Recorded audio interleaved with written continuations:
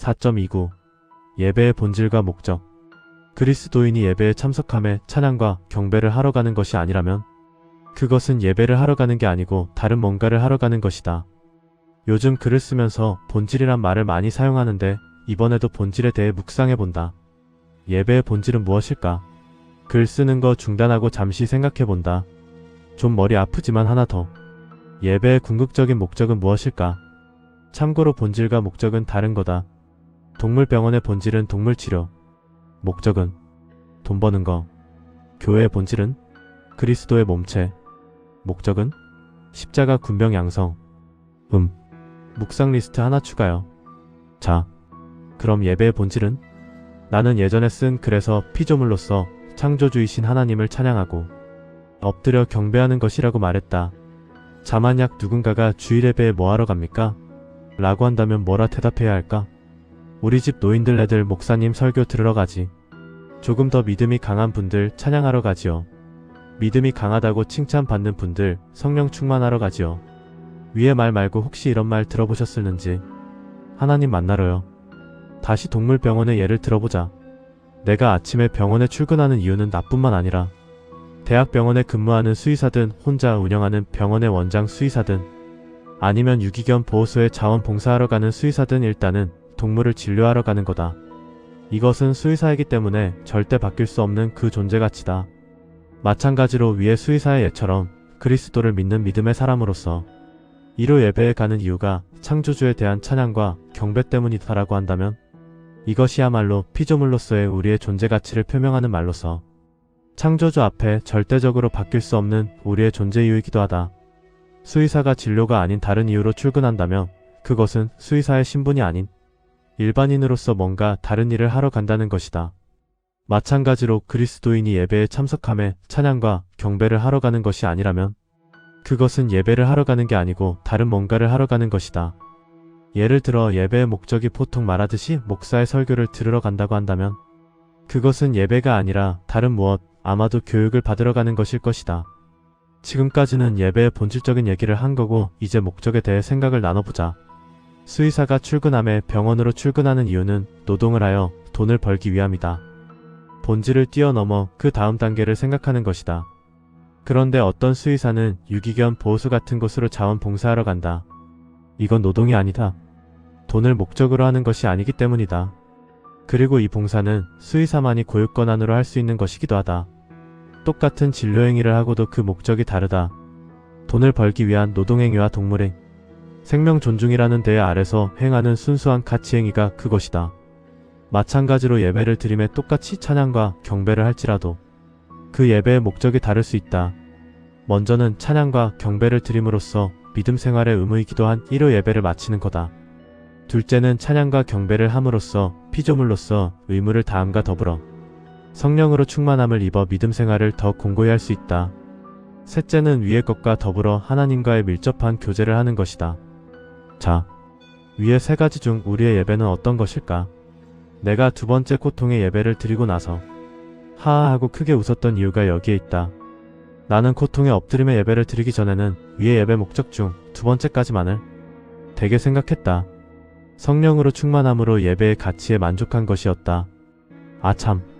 참고로 나의 예배는 그동안 거의 홀로 예배였기 때문에 그 홀로 예배는 빼고 말함이다. 여기서 말하는 예배는 다 같이 드리는 예배를 말함이다. 그런데 왜 두 번째까지라고 생각을 했을까? 이 해답이 지금까지 나의 성령께서 줄기차게 말한 온전한 예배 방식이다. 예배 중 하나님과 교제를 하려면 무엇보다도 그 교제 시간을 만들어야 한다. 그 교제 시간은 개인이 만들면 만들 수도 있다. 가령 찬송가 시간에 기도를 하든 설교 시간에 기도를 하든 아니면 진짜 주어진 기도 시간에 기도를 하든지 말이다. 그런데 이렇게 시간을 만들려면 교회에서 행하는 프로그램을 무시해야 한다. 찬송 부르다가 강한 성령 임재를 느꼈다면 찬송을 중단하고 주님의 음성을 들어야 한다. 설교 도중이라면 설교 듣는 것을 중단해야 한다. 다행히 기도 시간이라면 다행이다. 이처럼 하는 게 가능한 얘기기는 하다. 그런데 이렇게 하는 게 쉬운 걸까? 내 생각에는 만약 이렇게 할 수 있다고 하는 사람이 있다면 그는 아마도 성령 임재 즉 기름 부음으로 특별히 선택된 사람일 것이다. 일반적인 성도들은 예배 프로그램을 따라가기 바쁘다. 설령 예배 도중 성령의 강한 임재가 느껴져도 다음 프로그램에 집중해야 한다. 하나님의 음성에 집중하기 위한 시간을 낼 여유가 그리 많지가 않다. 그래서 대부분의 경우 이와 같이 성령의 임재를 느낄 때는 그 느낌에 흥분하거나 또는 즐기면서 아주 만족스럽게 예배를 통해 성령 충만해졌다고 말할 뿐이다. 내가 접한 예배가 이 정도이기에 나도 이 정도, 즉 두 번째 예배의 목적에 만족했던 것이다. 그렇다면 어떻게 세 번째 예배의 목적에 이를 것인가? 간단하다. 나의 홀로 예배와 같이 하면 된다. 성령의 인도하에 찬양하고 예배드리면 된다. 꿇으라 하시면 꿇고 엎드리라 하시면 엎드리면 된다. 방언으로 기도하게 하시면 그렇게 하고 소리쳐 찬양하게 하시면 또 그렇게 하면 된다. 성령께서 인도하시는 예배의 길이 우리의 만남을 코대하고 계시는 주님이 계시는 그곳으로 정확히 안내하는 표지판인 것이다. 만약 성령의 인도를 못 받는다면 받을 때까지 온전하게 주님께 집중하는 거다. 주님께 집중하여 찬양하고 주님께 집중하여 기도하면 된다. 간절히 애가 끓게 사모하면 된다. 성령님의 임재하심을, 그리고 그 임재하신 성령께 귀를 기울이는 거다. 이는 나의 경험에 의한 말이다. 물론 나의 경험이 아직까지는 일천하기 때문에 더 좋은 방법이 있을 수도 있겠다. 그러나 지금까지의 나의 예배와 성령께서 주시는 말씀을 종합해보면 항상 동일한 결론에 도달한다. 결론이다. 예배에 있어서 성령의 임재와 그 임재에 따른 주님과의 데이트를 방해하는 그 어떤 형식과 절차는 필요가 없다. 왜냐? 우리는 예배를 가는 목적이 목사의 설교를 들으러 가는 것도 아니요. 그저 찬양, 찬송, 기도만을 하러 가는 것도 아니요.